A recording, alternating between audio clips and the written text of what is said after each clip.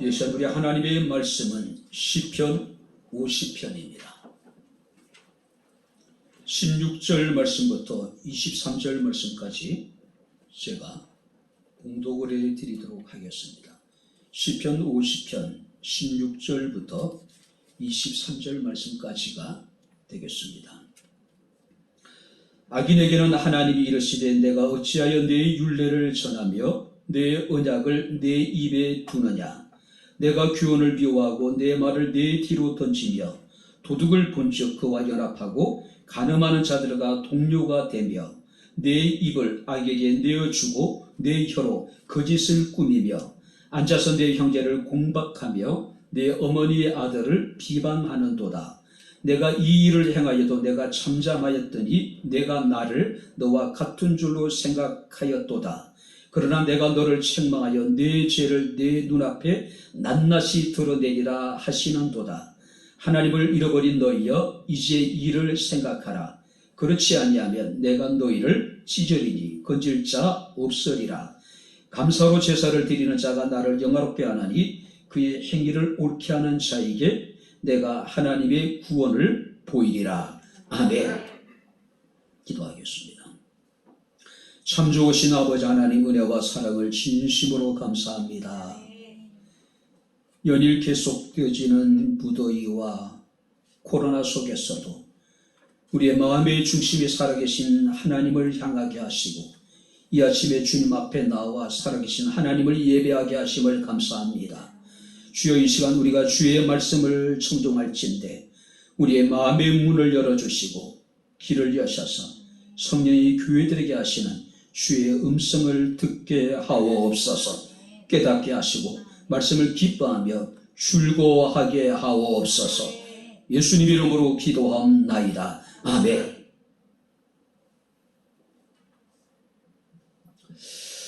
할렐루야. 구소련 시대의 대표적인 반체제 인사가 있었습니다. 솔제니친이라고 하는 인물입니다. 그는 공산 치하에서 공산당의 악행을 전 세계에 폭로하고 목숨을 걸고 저항했던 행동하는 양심이라고 사람들은 그를 평가하고 있습니다. 그는 1970년 노벨 문화상을 수상을 하게 되고 그 다음에 1983년에 종교인들에게 주어지는 노벨상이라 불리는 템플턴 상이라고 하는 상을 수상하게 됩니다. 이 상은 마더 테레사 수녀가 또 우리나라에서는 한경직 목사님이 이 상을 수상하셨던 기억이 납니다. 특별히 그 수상식에서 한경직 목사님은 과거의 자신의 어떤 그 우상 숭배, 특별히 이제 신사 참배에 대해서 그 회개하셨던, 그래서 한국 교회에 큰 어떤 이제 파장을 몰고 왔던 그런 이제 사건도 있었습니다. 자, 근데 이 솔제니친이라는 사람이 바로 템플턴상 그 수상식 연설에서 다음과 같은 이야기를 합니다. 반세기 동안에 6천만 명이 넘는 사람들이 생명을 앗아갔던 이 참담한 악마와 같은 공산주의 혁명의 비극이 왜 러시아에서 일어났을까? 라고 하는 그 질문에 대한 결론은 단 한 가지밖에 없다라고 이야기를 합니다. 바로 그것은 그가 어렸을 때에 어른들에게 들었던 바로 유일한 대답이라고 이야기를 합니다. 사람들이 하나님을 잊은 게야. 그래서 이런 일들이 일어났잖아. 이 솔제니친의 이 이야기는요, 러시아의 공산혁명이 일어나게 되고 그 이후에 600만 명의 사람들이 바로 목숨을 잃었습니다. 그야말로 지옥이 따로 없는 생지옥과 같은 그런 상황이었습니다. 그때 많은 사람들이 왜 이 혁명이 러시아에서 일어났을까? 어른들이 하나같이 이야기하기를 사람들이 하나님을 잊은 게야. 그래서 이런 일들이 일어났다라고 그들이 이야기를 했다고 합니다. 러시아가 하나님을 잃어버렸기 때문에 러시아가 망하고 공산혁명이 일어났다는 이야기예요. 그 결과 6천만 명의 사람들이 목숨을 잃는 그런 일이 벌어졌다는 이야기입니다. 지금 이 시대에 일어나고 있는 여러 가지 많은 부정과 불의와 비리와 많은 만행들, 참혹한 폭력, 비양심적인 범죄, 비윤리적이고 비도덕적인 문화 현상들이 그 원인이 어디에 있을까요? 솔제니슨이 얘기했듯이 사람들이 하나님을 잃어버렸기 때문이 아닌가 생각이 됩니다.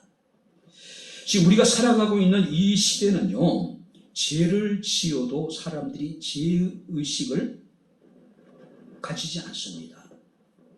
왜냐하면 이 시대는 절대적인 진리를, 절대적인 권위를 부정하는 포스트 모던 시대이기 때문에 그래요. 자, 그들은 철저하게 상황 윤리로 자기를 변호합니다. 그들은 상대주의를 외칩니다. 바로 그들은 어떻습니까? 절대 선도 존재하지 않고 절대 악도 존재하지 않는다는 거예요. 그래서 아무리 흉악한 사람이라 하더라도 그들은 그들을 어떻게 평가하냐면은 상대적으로 누구보다는 덜 선할 뿐이지 절대적으로 그가 악하지 않다는 이야기예요.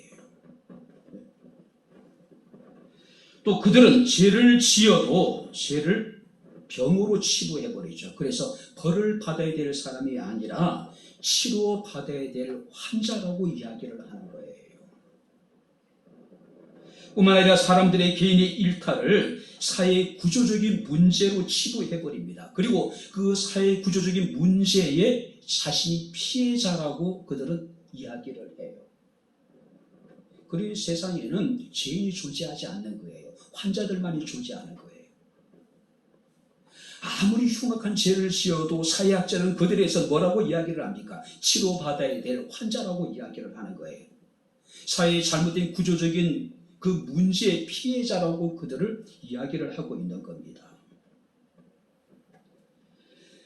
오늘뿐만 아니라 사회적인 약자를 누가 배려하는 것은 당연합니다. 그러나 소수자의 권리, 소수자의 인권만을 강조하다 보니까 절대 다수 사람들의 권리가 제한되는 일들이 오늘 우리 사이에 벌어지고 있는 거예요.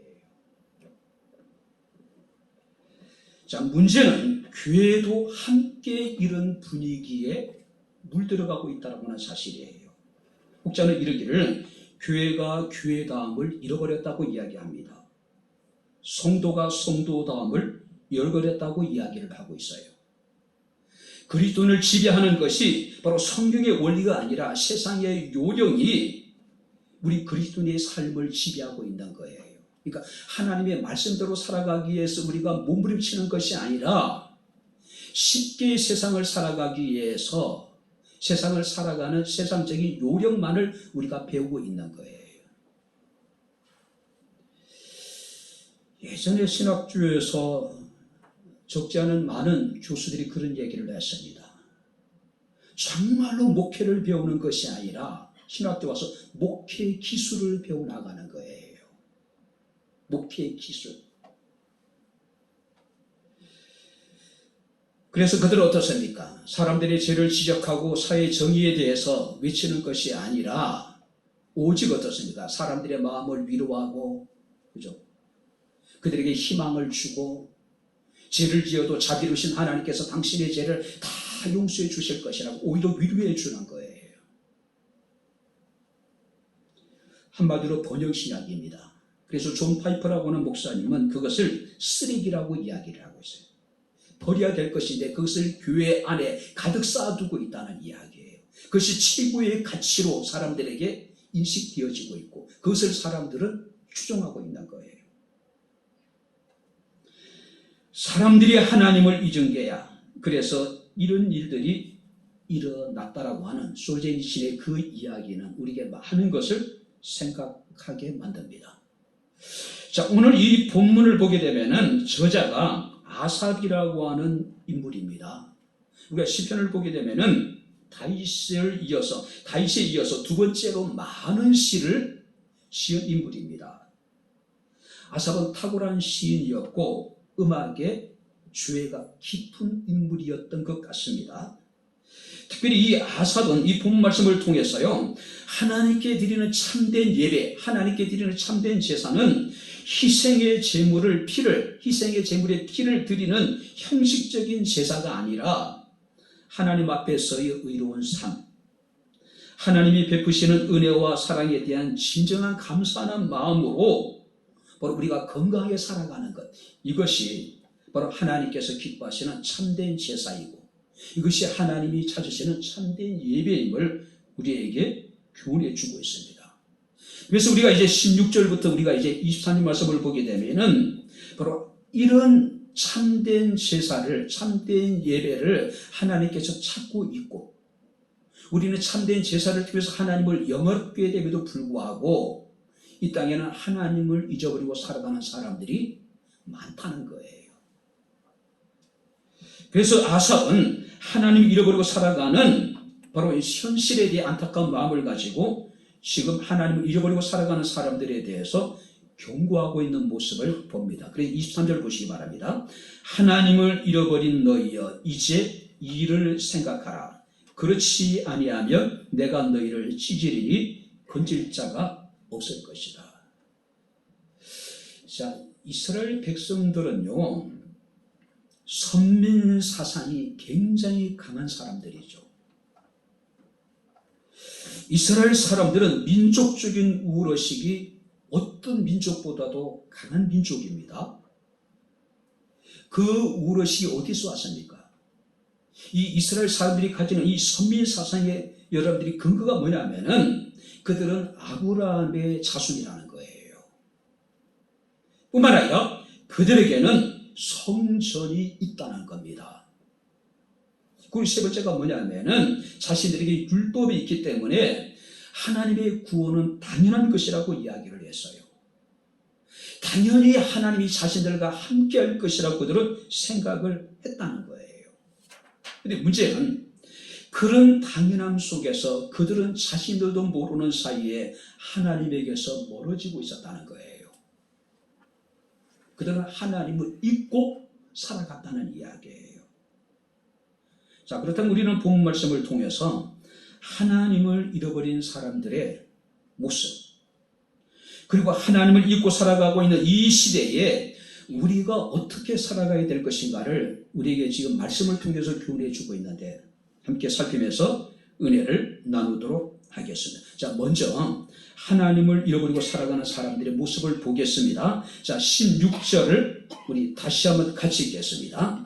악인에게는 하나님이 이르시되 내가 어찌하여 내 율례를 전하며 내 언약을 내 입에 두느냐. 17절입니다. 내가 교훈을 미워하고 내 말을 내 뒤로 던진다. 무슨 얘기냐면은 그들은 하나님의 말씀을 미워하고 하나님의 말씀을 뒤로 던져버린다.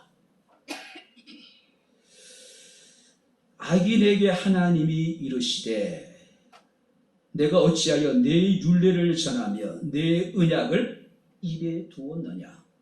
무슨 얘기입니까? 그들은 입으로는 하나님의 말씀을 전하고 하나님의 뜻을 사람들 가운데 선포하는 것을 출교해요. 그것을 사랑했습니다. 문제는 뭐냐면은 그들은 하나님의 말씀을 전하지만은 자기 자신은 하나님의 말씀대로 살아가지 않았다는 이야기예요. 오히려 내 교훈을 미워하고 내 말을 내 뒤로 던져버렸다. 그러니까 말씀은 전하되 정작 자기 자신은 그 말씀을 사랑하지 않았고 그 말씀대로 살아가지 않았다는 이야기예요. 오히려 그 말씀을 자신의 뒤로 버려버렸다는 이야기예요. 그들은 하나님의 말씀이 무엇이든지 참되고 올바르다는 사실에 대해서는 그걸 인정을 해요. 그리고 그것을 전하는 일을 굉장히 사랑하고 전하는 일을 즐겨했어요. 그런데 정작 그들은 그 말씀대로 살아가지 않았다는 이야기예요. 메시지 성경에 보게 되면 유진 피터슨 목사님 이 본문을 내가 찾아가면은 너희는 문도 열어주지 않고 내 말을 쓰레기 취급한다. 하나님의 말씀도 사랑하는 것 같고 그 말씀을 정말로 다른 사람들에게 전해서 다른 사람들과 그 말씀대로 살기를 원했는데 정작 자기 자신은 하나님의 말씀을 쓰레기 취급했다는 이야기예요. 미워하고 그것을 자신의 등 뒤로 던져버렸다는 이야기예요. 왜 사람들이 하나님의 말씀을 미워할까요? 왜 사람들은 하나님의 말씀의 권위를 인정하면서도 그 말씀대로 살아가지 않을까요? 그 이유는요, 하나님의 말씀이 자신들의 행위를 규정하고 있어요. 하나님의 말씀이 우리의 제약된 정욕을 억제하기 때문에 불편한 거예요. 한마디로 불편한 거예요. 그죠? 하나님의 말씀이 자신을 구속하는 것 같고 하나님의 말씀이 자신을 옥죄는 것 같고 하나님의 말씀이 마치 자기 자신에게 무거운 멍에처럼 느껴지는 거예요. 그래서 말씀은 전하되 정작 자기 자신은 말씀대로 살아가지 않는 거예요. 말씀을 미워하고 말씀을 쓰레기 취급하고 말씀을 자신의 등 뒤로 던져버렸다는 이야기예요. 우리가 마태복음 23장 말씀을 보게 되면은 예수님 당시에 바리새인이라는 무리들이 존재했습니다. 바리새파 사람들이에요. 자, 근데 예수께서는 이 바리새인들에 대해 이런 얘기를 합니다. 그러므로 무엇이든지 그들이 말하는 바는 행하고 지키되 그들이 하는 행위는 본받지 말아라. 그들은 말만 하고 행하지 아니하며 또 무거운 짐을 묶어서 사람들의 어깨에 지우되 자기는 이것을 한 손가락으로도 움직이려 하지 아니했다. 전형적인 바리새인의 모습이에요. 예수께서는 바리새인의 경건에 대해서 인정을 하셨습니다.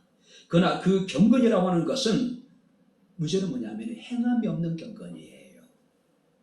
그래서 주님께서는 이 바리새인에 대해서 그들이 말하는 바는 지켜 행하되 무엇이든지 바리새인들이 너희에게 교훈하는 것은 다 지키라는 이야기예요. 그러나 그들이 행하는 것은 절대 본받지 말아라.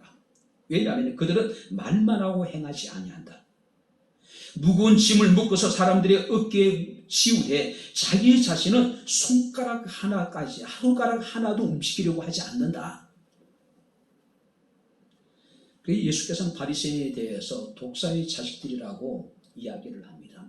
휘칠한 무덤이라고 이야기를 하고 있는 거예요. 겉은 본질을 하는데 속은 썩어서 그죠? 부패되어져 있다는 이야기예요. 특별히 성경 말씀을 보니까 내가 내 말을 내 뒤로 던졌다라고 이야기를 합니다. 하나님의 말씀을 내 뒤로 던진다는 이야기는 하나님 말씀을 배척했다는 이야기고 하나님 말씀을 무시했다는 이야기예요. 한마디로 아무런 가치 없는 무가치한 것으로 여겼다는 이야기예요. 자신은 그 말씀을 묵상하기도 하고 그 말씀을 다른 사람들에게 가르칩니다. 말씀대로 살아가라고 이야기를 해요. 그런데 정작 자기 자신은 하나님의 말씀을 배격하고 하나님 말씀을 무시하고 하나님의 말씀을 가치 없는 쓰레기 취급했다는 이야기예요. 우리가 창세기 19장 말씀을 보게 되면 하나님이 소돔과 고모라를 멸하시기로 작정을 하셨어요. 하나님은 진노 중에라도 롯에게 또 그 가정에 속한 사람들에게 은혜를 베풀기 원하셨습니다. 그래서 하나님께서 롯에게 이르기를 바로 롯에게 속한 모든 사람들은 속히 일어나서 이곳을 떠나라고 하나님께서 명령을 하셔요. 그때 롯에게는 두 딸이 있었습니다. 그들에게는 두 사이가 있었어요. 근데 성경 말씀을 보니까 롯의 사이는 하나님의 말씀을 농담으로 여겼다. 하나님이 소돔과 고모라 성을 유황불로 심판하시고 작정을 하시고 롯에게 속한 사람들을 구원하시기 위해서 일어나서 이 성을 빨리 떠나라고 했는데, 하나님의 경고에 대해서 롯의 두 사이는 하나님 말씀을 농담으로 여겼다. 결국 소돔과 고모라와 함께 롯의 두 사이는 멸망을 당하게 되는 거예요. 사도 바울은 로마서 2장에서 이런 이야기를 합니다. 하나님을 잃어버린 사람들의 삶에 대해서 맹인의 길을 인도하는 자요, 어둠에 있는 자의 빛이요, 다른 사람들의 가르치는 내가 내 자신을 가르치지 않느냐? 율법을 잘하는 내가 율법을 범함으로 하나님을 욕되게 하느냐? 하나님의 이름이 너희 때문에 이방인 중에 모독을 받는다라고 이야기를 하고 있는 거예요. 말만 하고 행하지 않는, 하나님의 말씀을 지켜 행하지 않는 하나님 잃어버린 자들에 대해서 오히려 사도 바울은 로마교회 성도들에게 이르기를 하나님의 이름이 너희 때문에 이방인 중에 모독을 받는다. 오늘 한국 교회 성도들의 모습이 세상 사람들에게 어떻게 비춰주고 있을까요? 말쟁이라고 이야기를 하잖아요. 말만 번지르르하게 하고 실제적으로 전혀 행하지 않는 사람이라고 사람들에게 비난을 당하고 있는 거예요. 마치 안 믿는 사람들에게 기독교인들은 위선자처럼 느껴지는 거예요.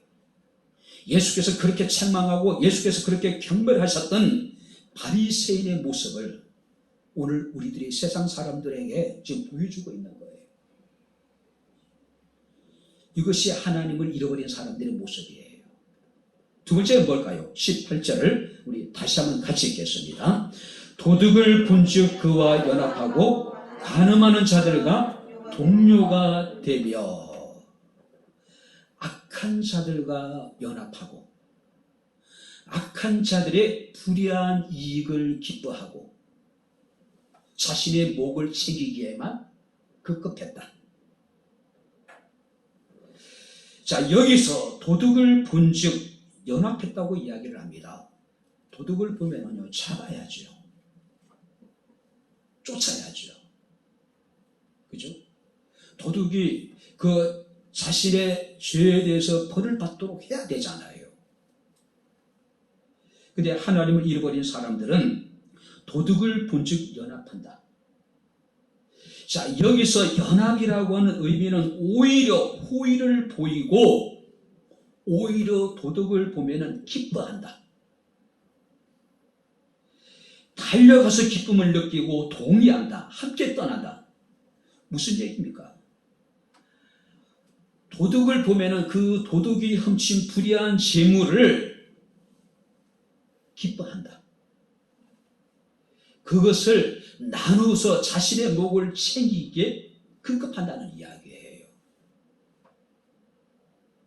뿐만 아니라 간음하는 자들과 동료가 된다고 이야기를 합니다. 이 동료라고 하는 것은 어떤 전쟁에 나갔던 군인들이 돌아와서 전리품을 나누듯이 하나님 앞에 제사를 드리고 제사장들이 자신의 목으로 돌아오는 재물이 있잖아요. 그것을 챙기듯이 바로 자신의 목을 챙긴다. 동료가 된다는 의미는 그런 의미예요. 그렇죠?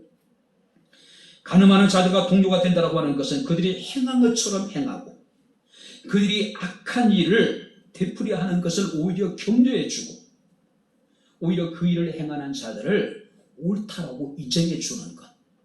그렇죠? 한마디로 오늘 하나님 잃어버린 자들은 어떤 자입니까?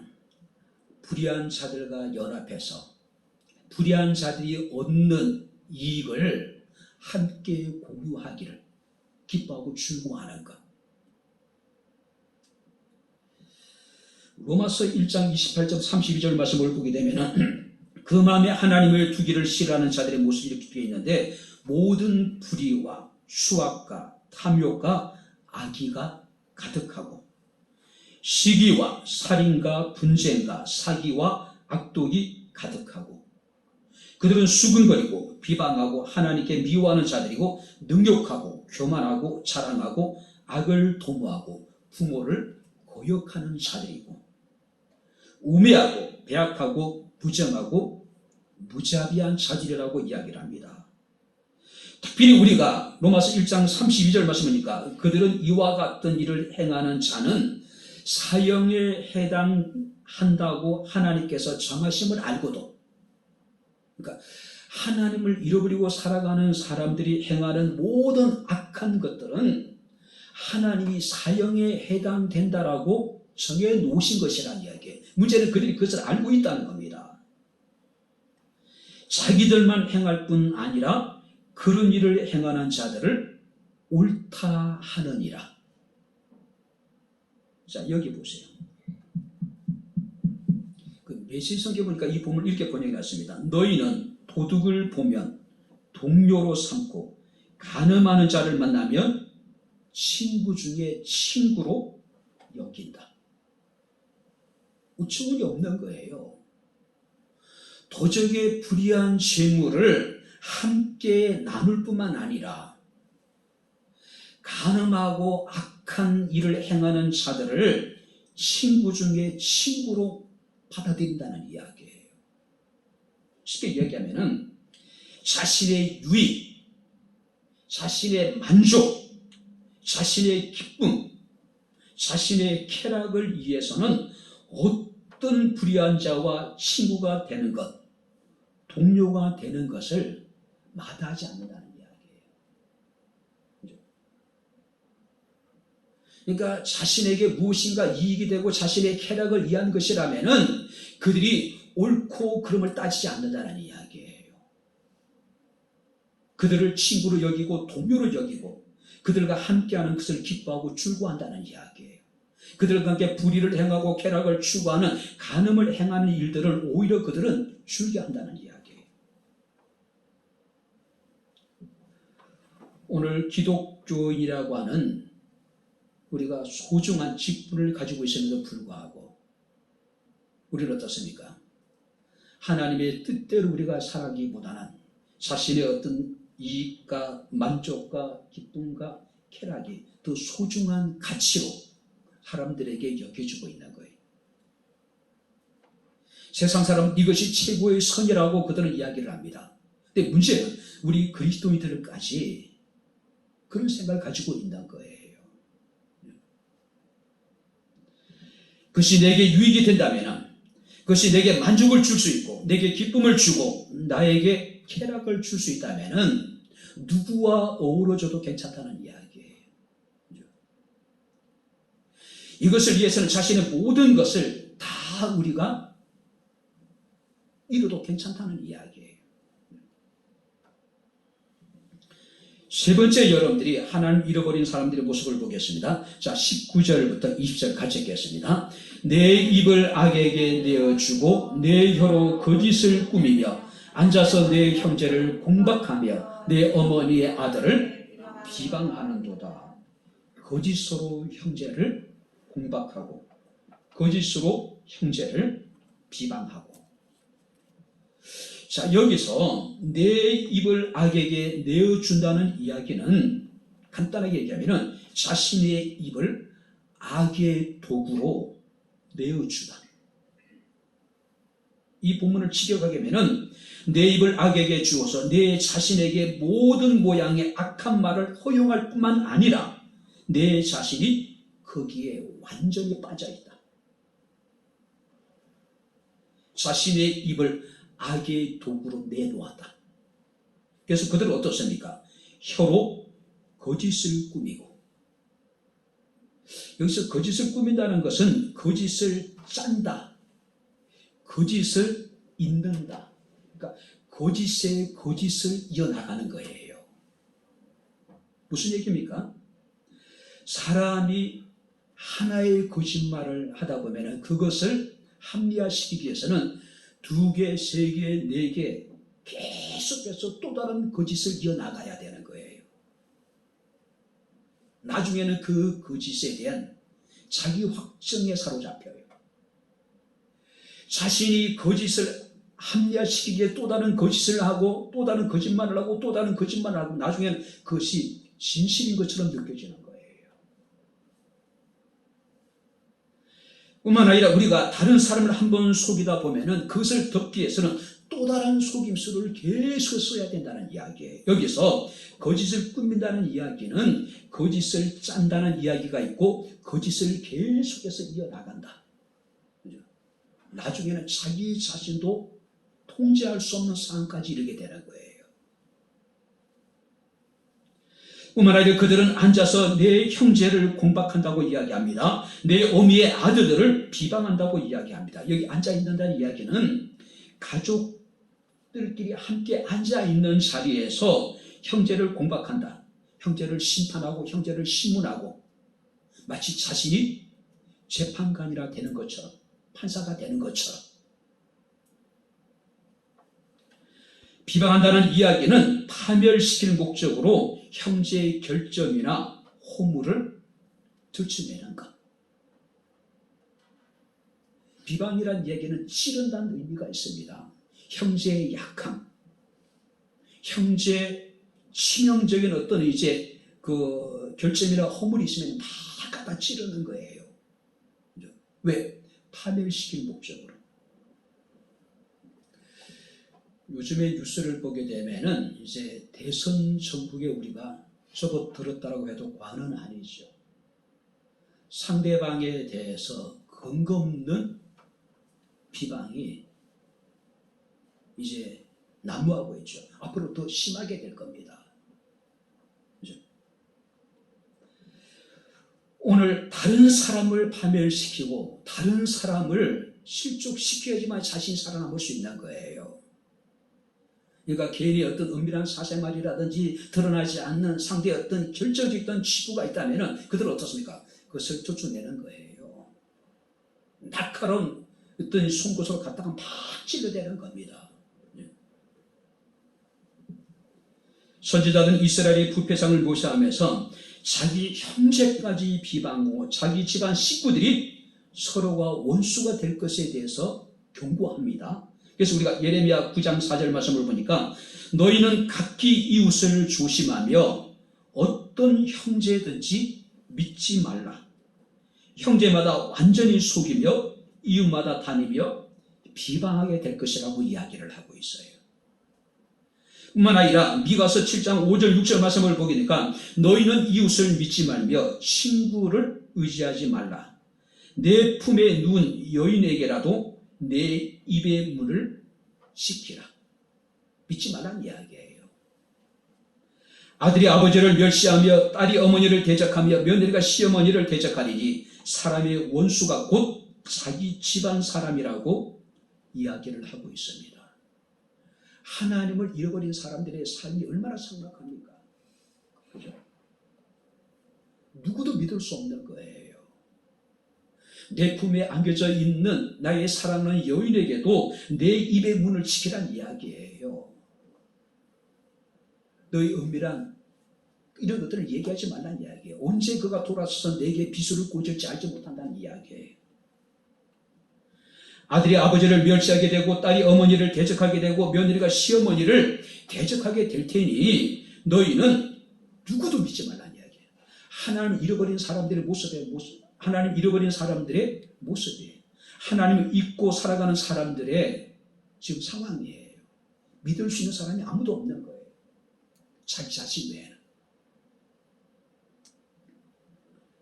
하나님은 이런 죄에 대해서 우리가 21절 말씀 보니까 내가 이 일을 행하였다.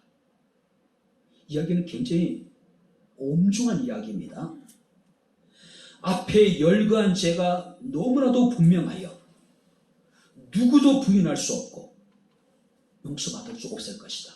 내가 이 일을 행하였다는 의미를 그런 의미예요. 뿐만 아니라 하나님이 그들의 죄에 대해서 잠잠했답니다. 잠잠했다는 얘기는 무엇인 말입니까? 분명하여 부인될 수 없고 용서받을 수 없는 죄임에도 불구하고 하나님께서는 그들의 죄에 대해서 바로 벌을 내리지 아니하고 죄를 유예하신 거예요. 하나님이 지금 오래 참고 계시다는 이야기예요. 하나님이 그들의 죄에 대해서 오래 참았더니 그 죄인들이 하나님 잃어버린 사람들이 뭐라고 생각하냐면은 하나님을 마치 자신처럼 생각하고, 자신이 마치 하나님처럼 생각하고 있는 거예요. 내가 나를 너와 같은 줄로 생각한다라고 지금 주님께서 경고하고 있는 거예요. 하나님이 그들의 죄에 대해서 바로 벌을 하지 않냐고 오래 참아 주었더니 하나님이 마치 자신의 친구나 된 것처럼, 하나님이 자신에 대해서 동의하고 하나님이 자신의 죄에 대해서 죄로 인정하지 않는 것처럼, 그죠?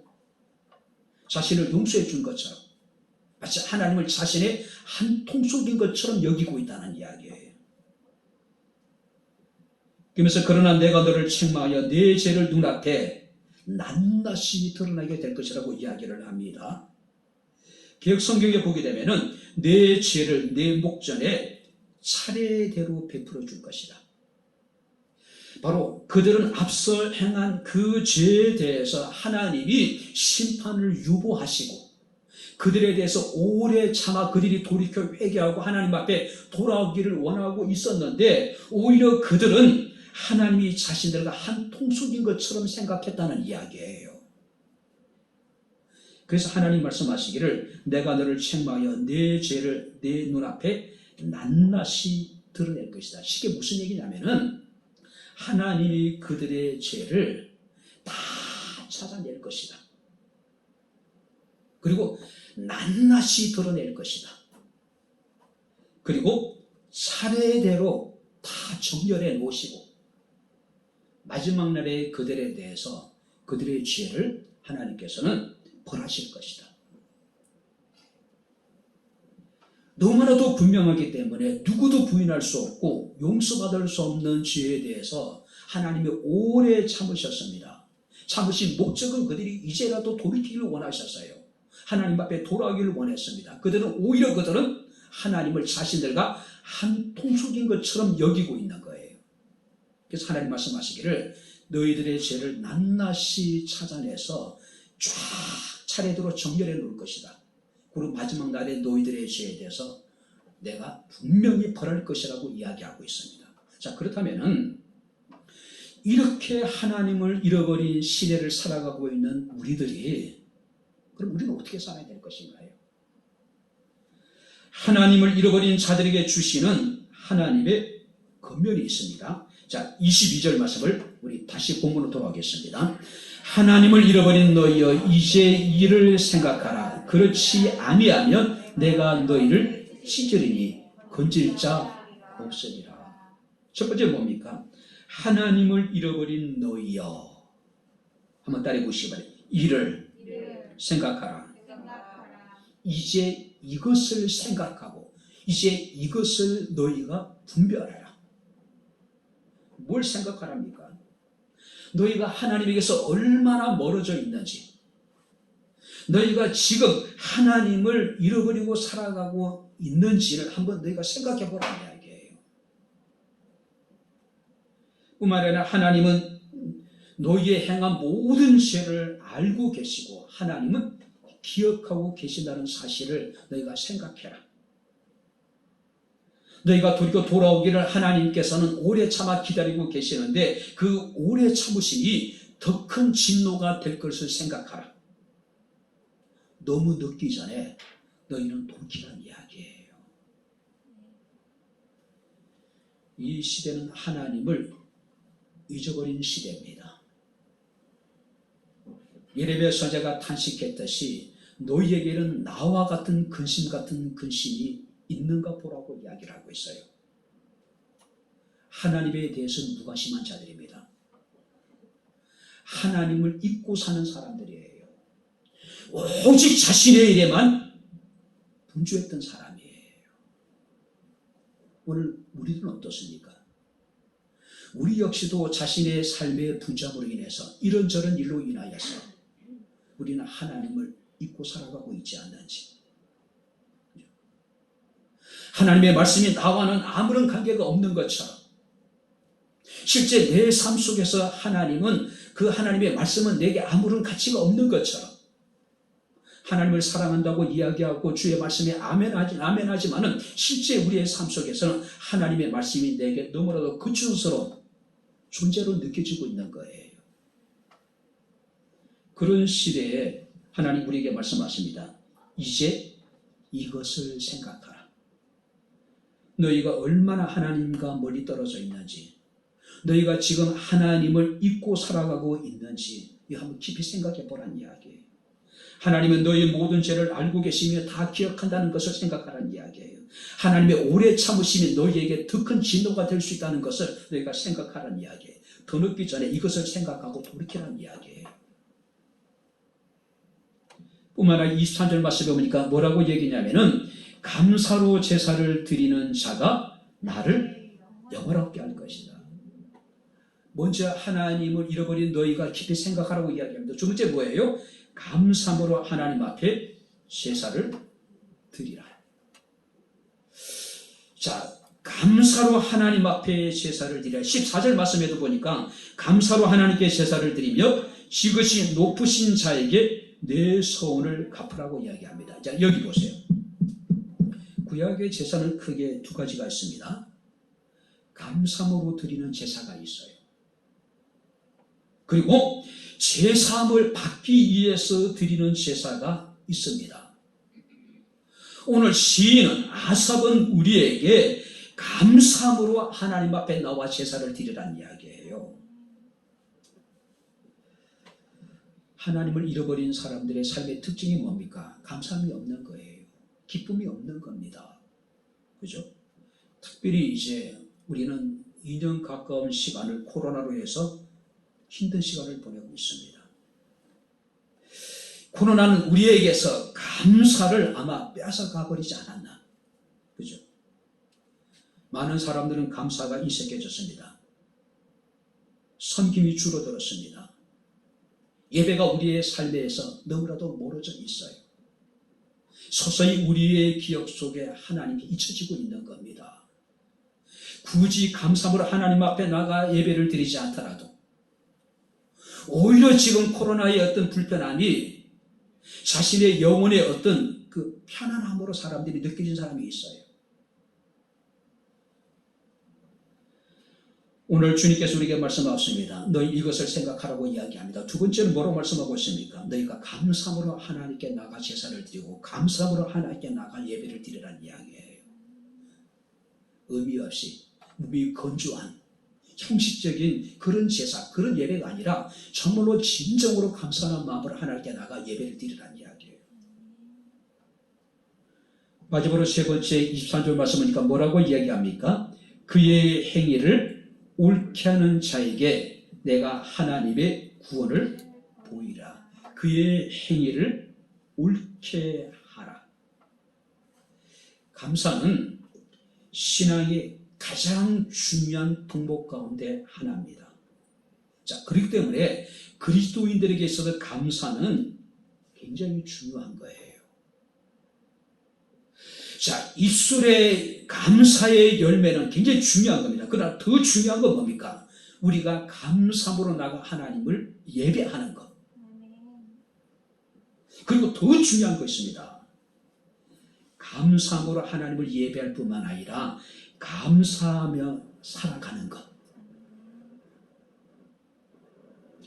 감사는 신앙의 가장 중요한 덕목 중에 하나임은 누구도 부인하지 못합니다.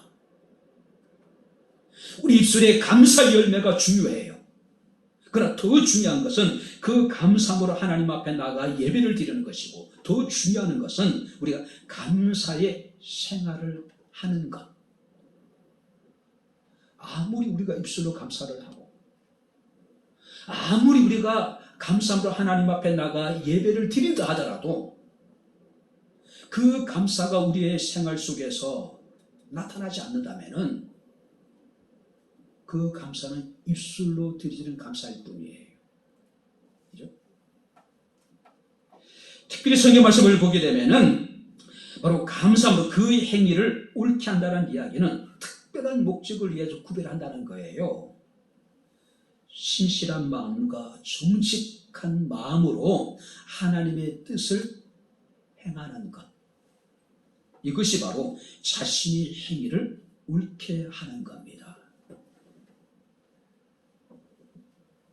말로만 감사하고 감사함으로 하나님을 예배하지 못한다면 그 감사가 무슨 의미가 있을까요?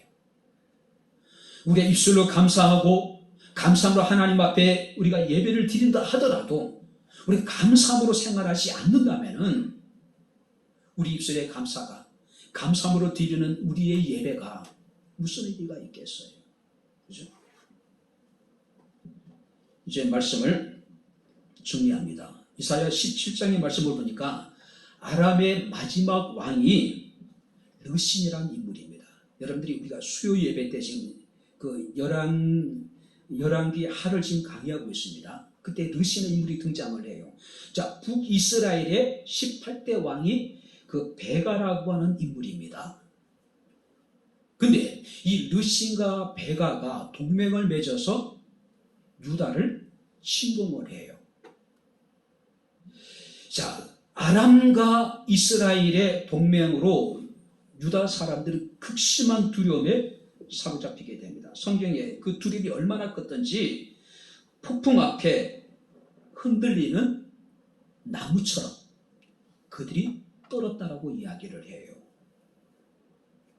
절체절명의 위기입니다. 자, 근데 하나님께서 말씀하십니다. 아람과 북이스라엘의 동맹은 연기에 걸린 두 부지깽이에 불과하다라고 하나님 유다 백성들을 위로하셔요. 이사야 예언대로 아람 왕 르신과 에브라임 왕, 그러니까 이제 그 이스라엘 왕 베가는 이 유다를 침공했다가 유다를 도운 아수르라는 나라에 의해 가지고 패배를 해요. 이 패배는 이 두 나라에게서 치명적이었습니다. 결국 아람은 아수르에게 멸망을 당하고 그리고 10년 후에 이 이스라엘도 멸망을 당해요. 자, 그런데 보세요. 하나님이 이 아람과 이스라엘이 멸망을 당한 이유에 대해서 이렇게 말씀하십니다. 그날에 그 견고한 성읍들이 옛적의 이스라엘 자손 앞에서 버림받은 숲풀 속에 소소와 작은 산꼭대기에 소소같이 황폐하게 될 것이다. 이는, 잘 들어보세요. 내가 내 구원의 하나님을 잊어버리며 내 능력의 반석을 마음에 두지 아니한 까닭이라고 이야기를 하고 있어요. 아람과 이스라엘이 멸망한 이유가 구원의 하나님을 잃어버렸기 때문이라고 이야기하고 있습니다. 능력의 반석이신 하나님을 그들의 마음에 두지 않았기 때문이라고 이야기를 하고 있어요. 그렇죠? 오늘 하나님을 잃어버린 시대, 아사뿐만 아니라 오늘을 살아가고 있는 우리 시대도 마찬가지가 아닌가 생각이 됩니다. 하나님을 잃어버렸기 때문에 우리는 하나님의 말씀을 미워하고 자신의 유익과 만족과 기쁨과 쾌락을 위해서는 불의한 자들과 친구가 되고 동조가 되고 부모, 형제, 친구도 서로가 서로를 믿지 못하는 사랑이 메말라가는 시대, 바로 이것이 하나님을 잃어버린 시대의 특징이라고 이야기할 수가 있을 것입니다. 우리는 어떻게 살아가야 될까요? 먼저 우리가 얼마나 하나님에게 멀어져 있는지를 생각해 보고 하나님께 감사함으로 예배를 드리고 감사함으로 우리가 열심히 살아가는 것, 이런 자들을 통해서 하나님께 영광을 받으시고 이런 자들에게 당신의 구원을 나타내실 것이라고 말씀을 하고 있습니다. 하나님을 잃어버린 이 시대를 살아가는 우리들, 늘 하나님을 신건히 하고 늘 감사함으로 하나님께 나와 예배를 드리고 우리 일상의 어떤 생활이 감사함으로 충만한 삶, 그래서 하나님을 영화롭게 하고 하나님의 구원을 삶 가운데 목격할 수 있는 바로 저와 여러분들의 삶이 될 수 있기를 주의 이름으로 축원합니다. 기도하겠습니다. 하나님 아버지, 하나님의 은혜와 사랑을 진심으로 감사를 드립니다. 하나님을 잃어버리고 살아가는 이 시대에 오직 우리가 우리 자신을 돌아보게 하셔서 하나님을 친근히 하게 하옵소서. 하나님의 뜻이 무엇인지를 분별하며 하나님의 뜻 가운데 순종할 수 있는 우리의 삶이 되게 하옵소서. 범사에 감사함으로 하나님을 예배하는 삶을 살아가게 하시고 범사에 감사함으로 우리의 행위를 옳게 하여 하나님의 구원을 목격할 수 있는 우리의 삶이 되게 하옵소서. 예수님 이름으로 기도합나이다. 아멘. 이제는 우리 주 예수 그리스도의 은혜와 하나님의 크신 사랑과 성령님의 교통 교제의 제 충만 역사 인도하시니 하나님을 기억하며 주님 앞에 나와 살아계신 하나님을 영과 진리로 예배한 주의 사랑하는 모든 성도들 머리머리 이에 저들의 가정과 직장과 사업장과 이 교회와 이 나라 이 민족 위에 지금부터 영원토록 함께 있을지어다. 아멘.